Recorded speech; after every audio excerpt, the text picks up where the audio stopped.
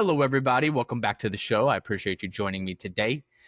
A lot of people I work with, myself included historically, have been stuck in their life or stuck in their career, not because of a lack of ambition or a lack of drive, but as I like to put it, you're running the wrong software.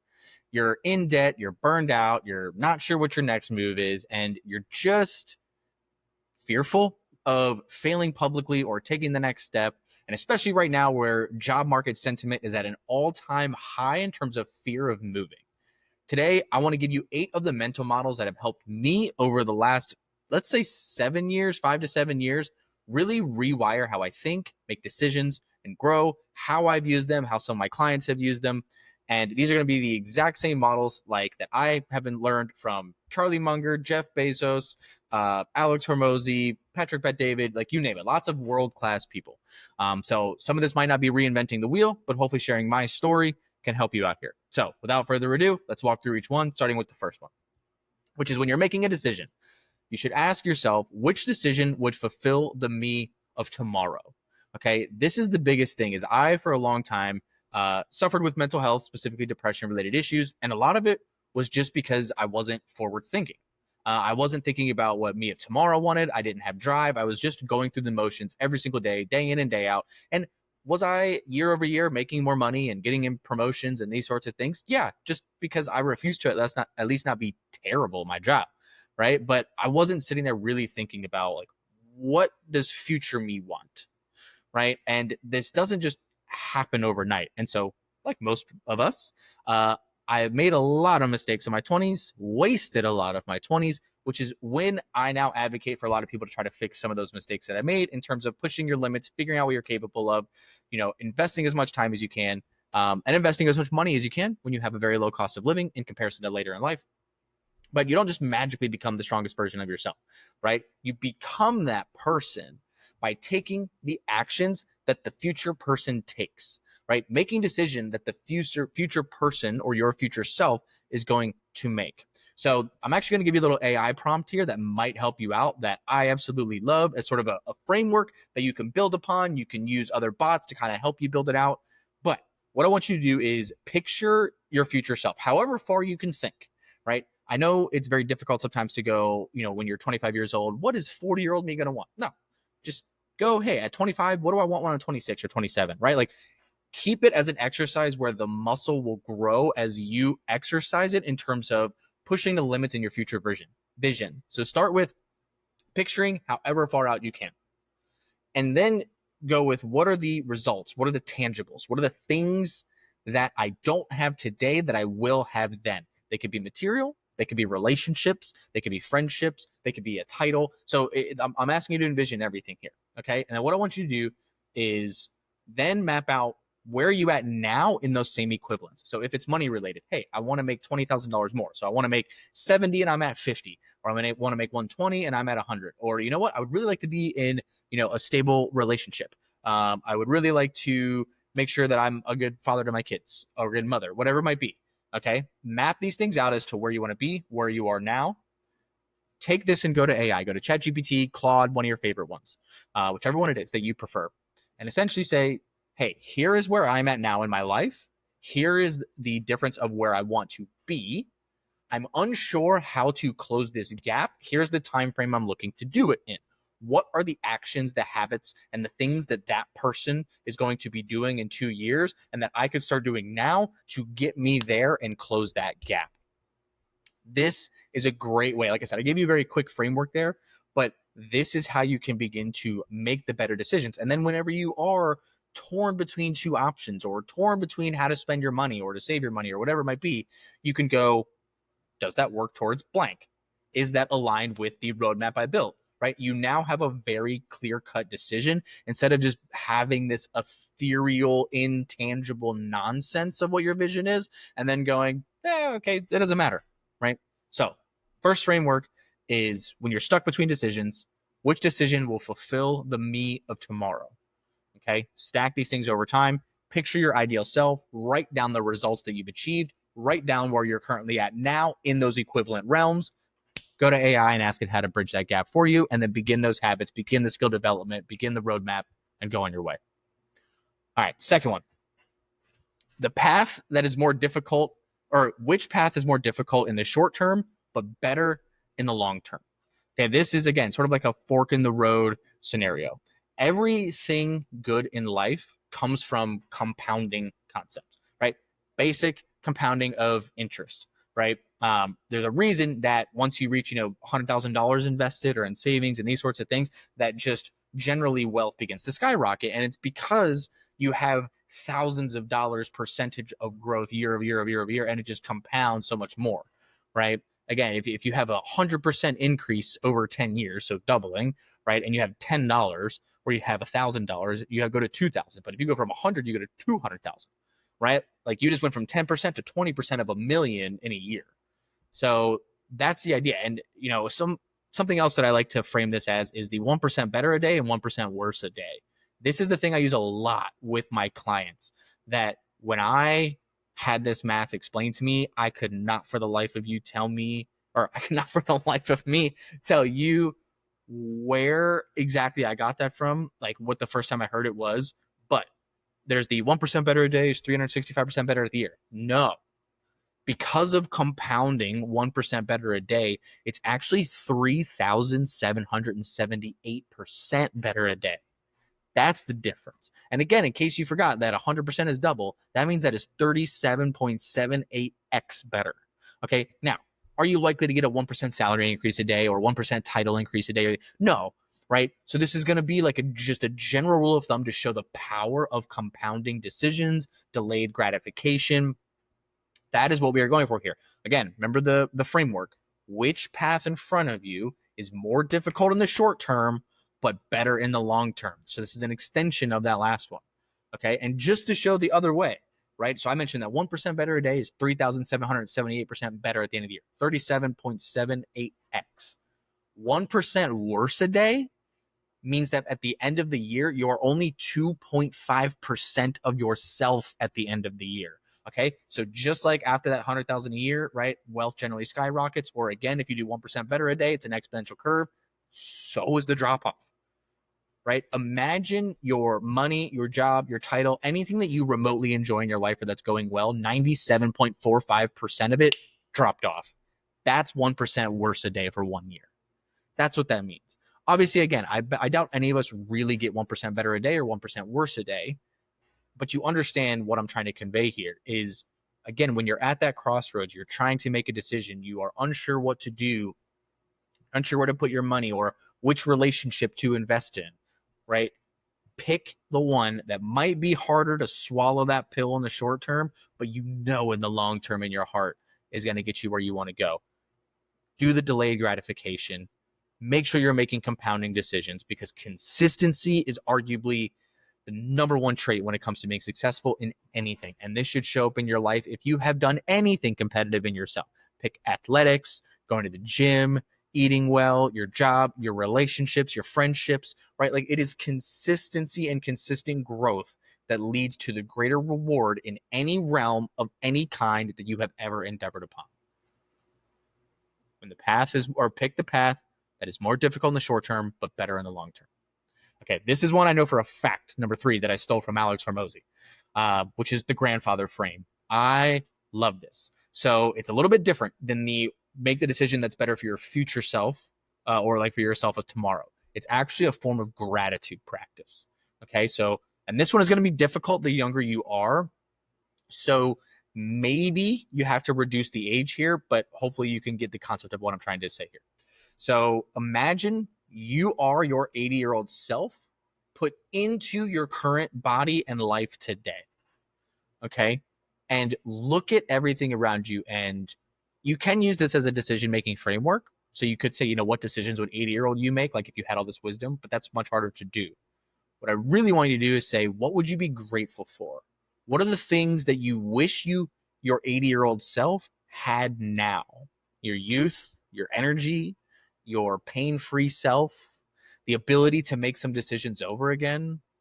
What were the regrets that you had along the way? What are the things that you wished? Right? So this is a direct stealing, like I said, from Alex Hormozi. It's also a deviation of the Jeff Bezos mental model. When he quit his job, he worked for a huge hedge fund of some kind and started Amazon, right? He was like, what am I going to regret?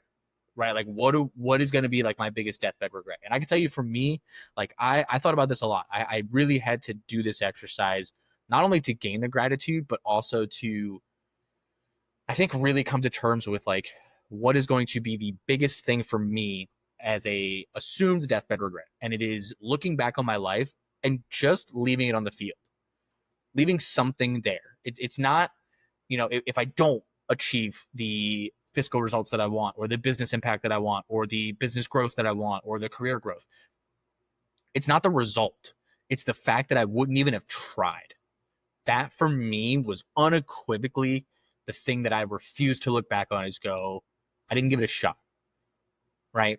So this is what I want you to do is use the grandfather frame to imagine that you are, again, you're old, you're elderly, your mobility and cognitive function and the things that we just know come with old age. Like, I'm not demeaning elderly people in any way, but we've all seen them. We all have grandparents, great grandparents, etc.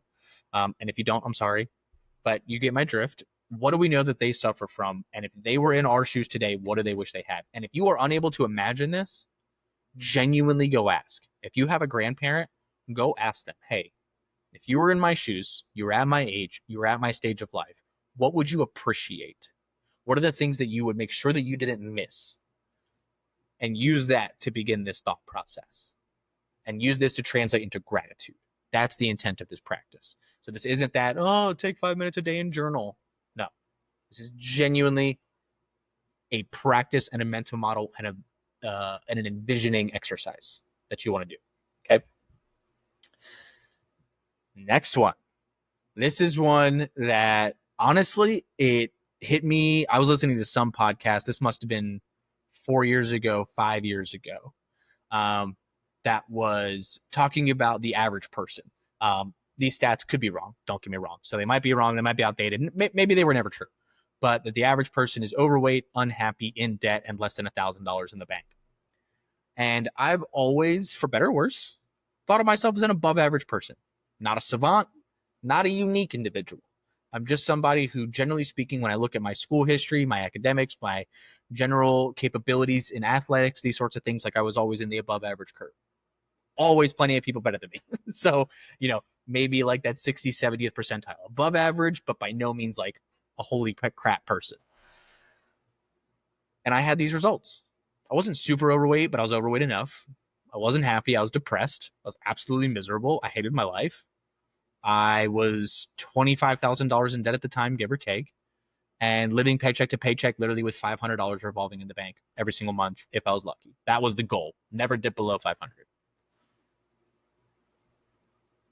And just the realization that I was making the decisions of the average person made me turn that into a mindset where I began to catalog. What is it that I've been doing? I've been eating out, so I've been spending my money, been living outside my means, haven't been willing to sacrifice. I've been living on past achievements. That was something that was a struggle in my career, is the tech world had moved past the achievements that I had. So like what once to like was something like worth weight, like became meaningless. I had to rebuild myself in my career again. That I just cataloged these things. And I was like, okay, now I'm going to ask myself in the future when I'm making a decision to change a job, what food I'm eating, where I'm living, if I'm moving, am I getting a dog, any of these things. What is the path the average person would take? And that is the thing I will not do, right? So this is actually a negative framework. So it's not meant to give you the decision. It's meant to tell you what not to do. So this is where if you're caught in a decision-making framework, you're not sure which path to choose, you're at a crossroads and you go, what would the average person do? Don't do that. Knowing what not to do is at least just as valuable, a lot of times more valuable, than knowing what to do. So this is one that just, when I looked at my own life and analyzed the results that I had, it ate me alive to know I had the previous results that showcased at least some of my potential. And now the results that I had were just not only below the potential I thought I had, which that ended up changing, that I was actually capable of more than I previously thought of myself, but that I wasn't even getting what I previously thought of myself. That was just undeniable and unignorable. Never make the decision the average person would make. Okay. On to the next one, number 5. This is more of a negotiation when you're working with somebody, when you're going for a new job, when there's another party involved. Which decision is in that person's best self-interest? This is how to understand a negotiation and to anticipate other people's decisions. So this could be your boss. This could be your spouse. This could be a friend. It could be another business owner. Like it could be anybody. Okay. And you go, if I were in their shoes, what's in my self-interest? Right. So if you're your manager, we'll just take a career decision that a lot of people get it. Is a lot of people don't want to make their manager look good because they hear the horror stories of the managers that steal the credit and never give it away. And here's the thing. If that happens, get the fuck out. Move on. Unequivocally. Okay.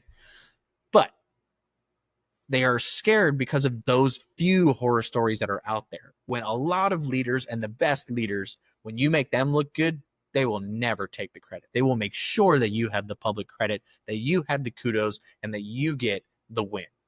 Okay. So you look at them and go, what is in their best interest? Well, the manager wants to look good. But the thing that you have to realize about a leader, right, is how are they measured on looking good? Whether they're manager, director, VP, C-level, anything in between, doesn't matter. They look good by the people that they are leading. So when the people they are leading win, they win, right? That's how that works. Okay. So this is how you can go, how can I make this person look good? That's going to be what my decision should be. I should do this because this is going to make Susie look like a badass. And then by Susie looking like a badass, and that's going to make me look like one, and I'm going to be like the next one in line to continue to move up this ladder. Like I said, this could be your spouse. This could be anything. So put yourself in your spouse's shoes. Put yourself in your friend's shoes. Put yourself in your kids' shoes, right? What is in their best interests? Look at that and help that to help inform your decision. Okay. This is a Charlie Munger one, right? That's sort of an adaptation, right? So Charlie Munger was his quote that I really like, or one of his quotes I really like, I guess I should say, is show me the incentives and I'll show you the result. And so that's what this is meant to be, is looking at the incentives of both sides of a conflict, right? I don't mean that in a negative way. I just mean that two people that are at odds or are in something together, what is each of their self-interests? Okay, you can simplify your world if you assume that everyone else is acting in their best interest, which means you should also act in yours. But a lot of times, human beings, how have we evolutionarily survived? By community, generosity, and you could say to some degree a level of altruism. Okay, and so this is where technically a lot of times your self-interest is not being entirely selfish. Not that selfish is bad. I'm a huge advocate of being selfish. Okay. It's just in the right and effective way. But knowing what the other person's motivators are and what their self-interest is and putting yourself in their shoes could help create a lot of understanding for you to make better decisions and better frameworks. Okay. All right. On to the next one. Occam's razor. This is something that I could give you a billion different examples in my career. I come from a tech background.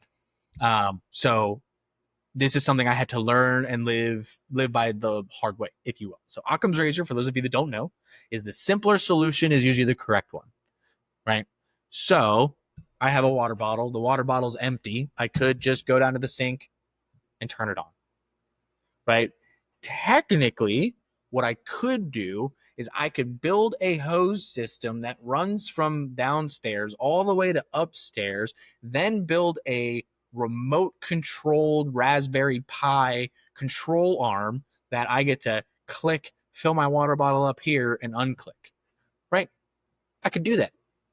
The time cost, material cost, more things to break, right? Like, is that really the ideal solution?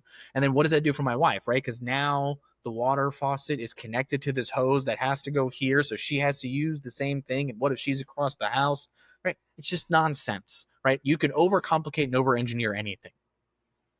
When you are stuck between design plans, decisions, or especially if you are on the business side of the equation and you're trying to figure out maybe how to serve your customers or, what the best decision for them is or how to provide the best experience, the simpler solution is the better one. When you have two paths, Pick the one that's built more on the basics, because the basics are the basics for a reason. The foundation is the foundation for a reason. The foundation of your house is a bunch of cement in a hole, or it's a slab of cement on the top of the ground. It's boring, it's basic, but it holds up everything in all of the other glory. Okay? When you have two paths, pick the one that just, like I said, is rooted in the basics, rooted in the foundations. Do not overcomplicate it. If you are in the tech world, do not over-engineer everything. Not everything needs to be complicated. Not everything needs to be this grandiose, impressive nonsense. Sometimes it's just impressive because it kicks ass, it works every time, and it's dependable, reliable, and stable. How many things in your life is that all you look for? I'll be the first to admit it. I have a 2013 Jeep Grand Cherokee, and I bought literally the most basic trim and basics of basics that you could buy when I bought it. Why? Because I don't need the other crap. I need something that can get me from point A to point B every day. And it's done that for about 12 years and counting, and almost 200,000 miles. I didn't need the bells and whistles. I didn't need the limited. I didn't need the BMW equivalent. I didn't need, the Porsche Cayenne. I didn't need all this nonsense. Simpler solution is usually the correct one. Pick the path that is rooted in the basics when you're just torn between multiple decisions. Okay. 7. This is one that I absolutely love. That is scientifically and psychologically proven. I guess you could say there's lots and lots of data out there that show that we as humans are much better at caring for others and giving advice than we are at making decisions in our own life. So, and this is proven by, let me just give you a simple thought exercise. And if you're not a dog person, you're a cat person or a kid person or whatever, don't care. Relate it.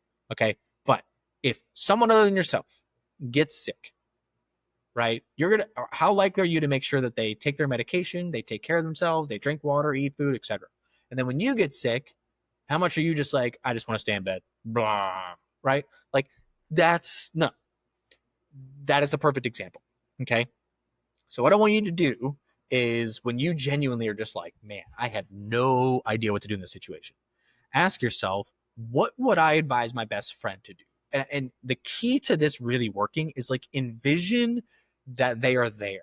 They are right there with you in the room. You can smell them, you can taste them, you can touch them, and I know the taste might have been a little bit far there, sorry. But, like, you get my drift. Like, they are real. You are talking with them. And if they were in this situation, they were feeling the emotion and vibration and energy that you are feeling, what advice would you give to them?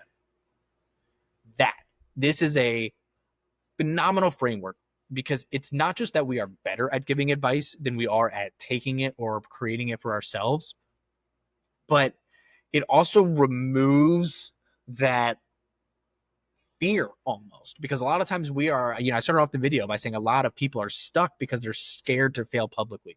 Well, when it's someone else, your fear is gone. So when you're imagining giving advice to your friend and it's really advice for yourself, the fear of your public failure, or the fear of you falling on your face, or the fear of it being a mistake is gone, because it's not for you. So, like, you get to also drop all of just that foggy, messy nonsense in your decision-making framework, and just simply ask yourself, what would I advise my best friend to do? But you really got to work hard at practicing and putting that vision in place. And for me, what this really helped, or where this came into play, is honestly financials. I looked around at everyone in my friend circle. It was funny. They all came to me for career advice. Right? Oh, how do I handle this situation? Or how do I go for this promotion? Or blah, blah, blah. And what's funny is they would even come to me for financial advice sometimes. Like, I don't know where to put this money, or I don't know what to do. Then out of nowhere, the script flipped. I realized that everyone else was doing better than me financially. And I'm like, man, I know what to do. Like, I helped pave the way for them sometimes, right? And even that sometimes we were at odds, right? And still, like, I helped them make their decision, whether it was because they actually understood my point of view and my evidence and they just didn't agree with it, or didn't feel that was the right decision for them, or whatever. But I wasn't doing it for myself. And so I had to go, man, like I have helped so many people make the right decisions here, formulate their own budgets, get out of debt, make career changes, whatever it might be. And the career stuff wasn't really an issue for me, but it was, when am I just going to start taking my own advice? Like if I was $25,000 in debt, or, if my best friend was $25,000 in debt, depressed, not taking care of themselves, not wanting to, see tomorrow, what would I tell them? Right. And I'd start with asking questions. So I asked myself those questions, and then I knew the answers to those questions. And then I asked myself, are the answers to these questions what I would tell blank, my best friend? The answer was yes. And so then I could no longer ignore it. Then make that choice. And so for me, that is what really fundamentally helped me get out of debt, begin taking care of myself as well, and really begin to push my life forward. And honestly, like get excited about life again, about 7-8 years ago. And just honestly, I've never let off the gas pedal since. Like it's just been like, how do I maximize my inputs every freaking day? And I love it, and I'm excited. And there's days, sometimes weeks, that you're just beating your head against the wall, and then you come out the other side and you're like, I'm the juggernaut, bitch. And it's so fulfilling. It's so good. So what advice would you give your best friend? All right. Last model is, what would I do if my failures weren't public? This goes back to the very first opener of this video. Most people are scared are, what if I fail? What if other people see it? What are they going to think? What is their judgment of me going to be? I think that this is fundamentally what holds back 90 to 95% of people that choose not to go after it, is it's a fear of other people. But here's the thing. Here's what I want you to actually ask yourself. We're going to take our last advice of what is the advice for your best friend, and I want to flip it real quick. How frequently in your adult life do you think about your best friend? Do you think about your not so best friend? Do you think about your mom or your dad or your grandparents? How frequently do you think about them? Okay, most important people in your life. I'm willing to bet that most of you think about them less than you actually think. It's fair to assume that maybe the parents are going to be a little bit different, but those same people are thinking about you at the same frequency. So if you have a handful of people, maybe 2 handfuls of people that are ultra important in your life, and you go, I maybe think about those people combined a couple times a week each, right?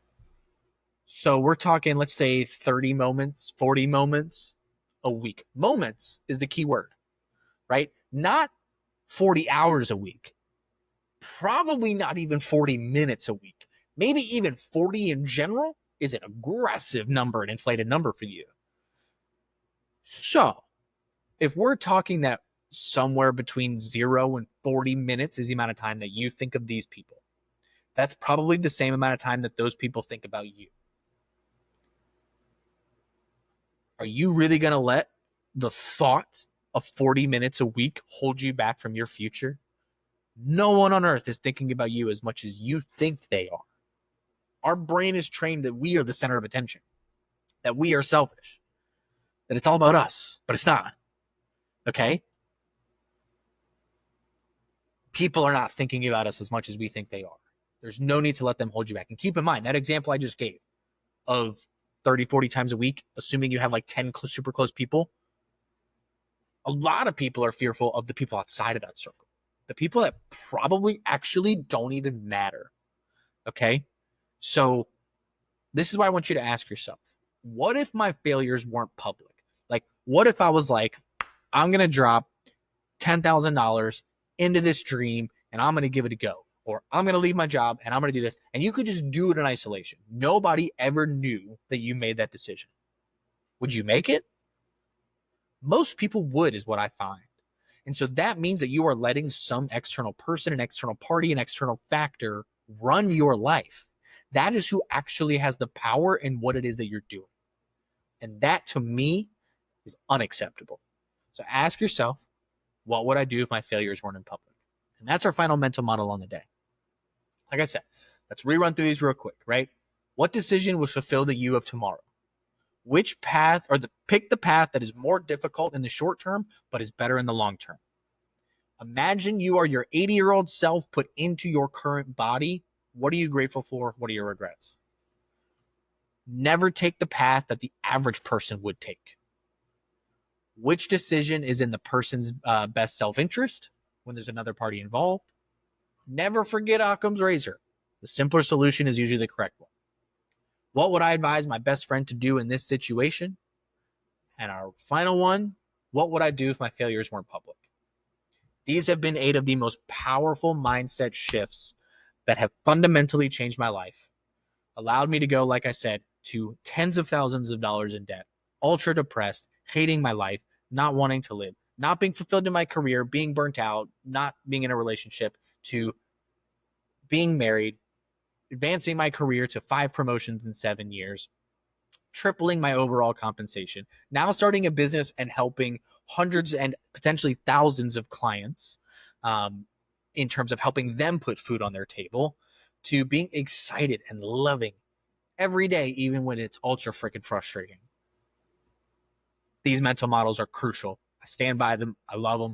If you like this type of content, leave a comment down below. Even if you don't like this comment or content, leave it down below. Let me know if you have any questions. You want me to expand upon anything? Hit the like button, hit the notification bell, and the subscribe button. I greatly appreciate it. I'm also live on LinkedIn, X, and Instagram. Check me out there. If you have any questions that you want one-on-one, hit me up on Connect, or join this free school community where you can get all of my free career coaching and AI performance content that I am releasing on a weekly basis, new things to the library and to the classroom for you to use and absorb. Last thing, every Friday, link down below, I do a free webinar, live Q&A, no script, no presentation, no nothing, just straight up, whoever attends, ask away, 1 hour of open floor Q&A.